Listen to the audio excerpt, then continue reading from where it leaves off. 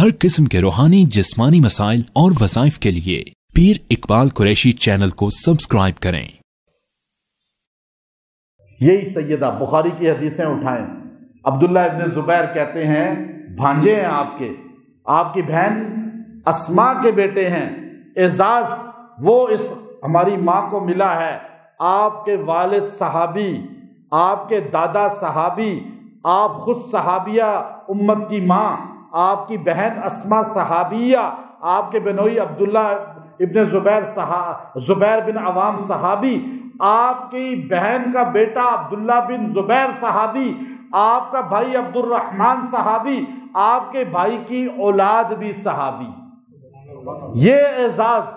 اور فرمایا، عبداللہ کہتے ہیں میں اپنی خالہ سے ملنے گیا، کوئی کام تھا عشاء کے بعد، تو میں گھر میں چلا جایا کرتا تھا، تو میں کمرے میں داخل ہوا تو میری خالہ نماز پڑھ رہی تھی، عشاء کے بعد نفل پڑھ رہی تھی۔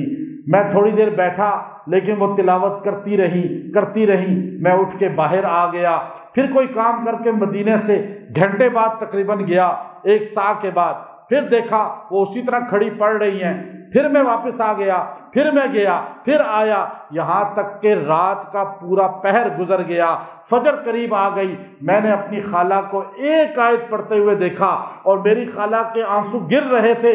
سیدہ کائنات سیدہ عائشہ یہ آیت پڑھ پڑھ کے رو رہی تھی، وَامْتَازُوا الْيَوْمَ أَيُّهَا الْمُجْرِمُونَ وَامْتَازُوا الْيَوْمَ أَيُّهَا الْمُجْرِمُونَ۔ کہتے ہیں جب میری خالہ نے سلام پھیرا، میں نے آگے بڑھ کر کہا، اے اماں جان، اے خالہ جان، آپ مومنوں کی ماں ہیں، آپ سے رسول اللہ راضی دنیا سے گئے ہیں، آپ کو تو جنت میں اپنے ساتھ ہونے کی بشارت رسول اللہ نے سنائی ہے، اور آپ اس طرح پوری رات رو رو کر یہ آیتیں پڑھتی ہیں کہ آپ نے فرمایا کہ دیکھو قرآن میں اللہ کہتا ہے قیامت کے دن اعلان ہوگا، اے مجرموں کی جماعت، آج صحابہ اور تقوی والوں سے دور ہو جاؤ، میں ڈرتی ہوں کہیں میں مجرموں میں نہ آ جاؤں۔